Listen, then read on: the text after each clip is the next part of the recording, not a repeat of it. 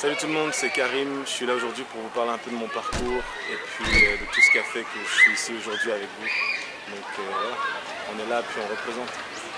J'ai grandi à Saint-Michel. En même temps, bon, j'ai habité dans plus ou moins tous les quartiers de Montréal. On a déménagé souvent. Mais je dirais que Saint-Michel, c'est un quartier qui m'a vu grandir. Et puis voilà, je suis allé à l'école primaire là-bas, éventuellement au secondaire. Mon père m'a sorti du quartier. Il m'a envoyé à l'école Outremont, là d'ailleurs on est dans le parc, là où j'ai fait toutes mes premières conneries et tout ça au secondaire. Et puis c'est ça, comme je vous ai dit, j'ai commencé dans la musique très jeune. La musique ça a toujours été une passion, d'ailleurs j'étais en concentration musique au secondaire. C'est toujours quelque chose que je voulais faire, mais j'étais dans le sport aussi. Donc éventuellement ben, voilà, la voie s'est tracée et puis j'ai décidé de poursuivre en musique. J'ai rencontré des gens comme Johnny B. Good d'ailleurs que je salue, avec qui j'ai commencé dans la musique. On faisait des spectacles, on aimait le hip-hop, on aimait la musique et puis on savait que c'est ce qu'on voulait faire, donc on se voyait toujours plus tard vivre de la musique, etc. Voilà, j'ai eu une belle enfance, je peux pas me plaindre, franchement, je crois qu'à Montréal on est bien. Et puis pour ceux qui ont voyagé et qui ont vu c'est quoi vraiment le ghetto, savent qu'à Montréal il n'y a pas de ghetto. Si tu veux t'en sortir, tu peux t'en sortir. Comme j'ai dit, j'ai grandi à Saint-Michel, donc j'ai vu toutes sortes de choses. Les injustices sont là quand même, mais elles ne sont pas aussi insurmontables qu'ailleurs.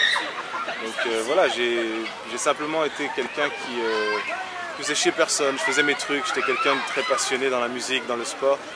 Et puis je voulais toujours réussir là-dedans, dans un des deux domaines. J'ai persévéré, c'est vraiment la clé de tout. Souvent, il y a des gens qui demandent c'est quoi la clé du succès, et puis ils cherchent le secret. Il y a même un livre qui s'appelle Le Secret, et tout le monde veut savoir c'est quoi le secret de la réussite.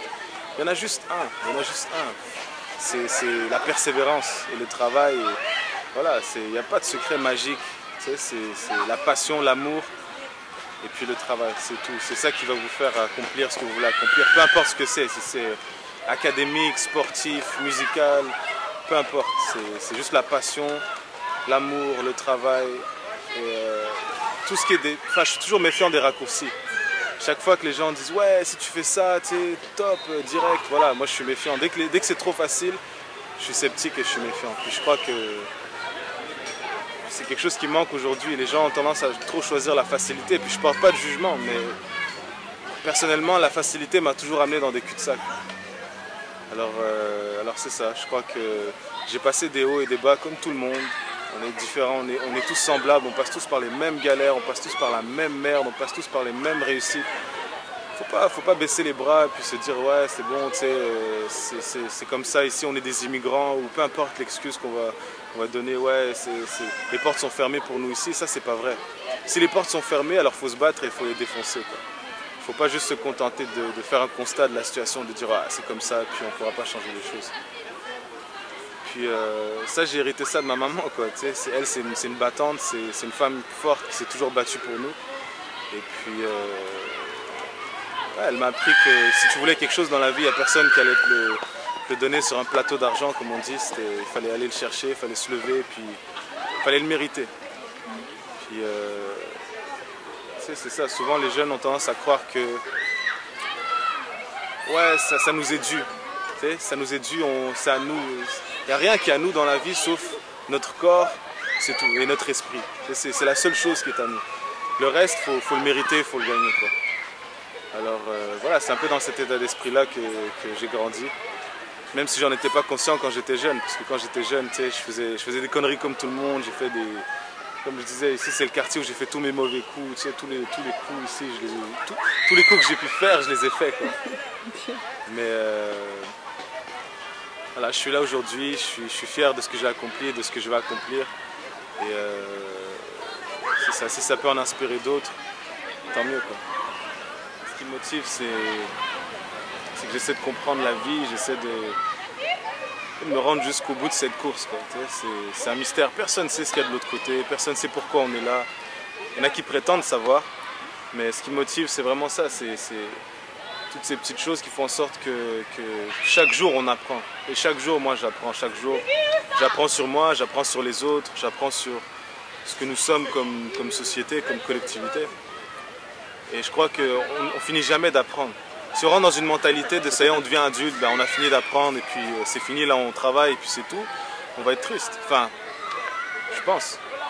Mais si on garde un esprit ouvert, puis on se dit jusqu'au dernier jour de notre vie, jusqu'au dernier souffle, on va continuer d'apprendre, puis ça va faire en sorte qu'on va voir la vie avec du recul. Puis tu sais, il faut la prendre en même temps comme une blague, la vie. Il faut la vivre sérieusement, mais il faut la prendre comme une blague. Puis faut en rire, voilà. Faut arriver au dernier jour, faut en rire, puis se dire que voilà, j'ai vécu une bonne vie, la course était bonne, j'ai fait du mieux que j'ai pu. Donc c'est vraiment ça qui me motive, je dirais. Alors je tiens à faire un gros big up à toute l'équipe de Mont Révolutional, à Marielle particulièrement, Malissa.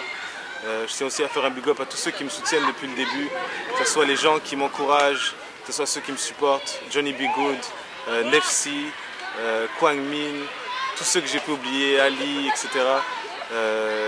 Will Prosper, Narges, tout le monde.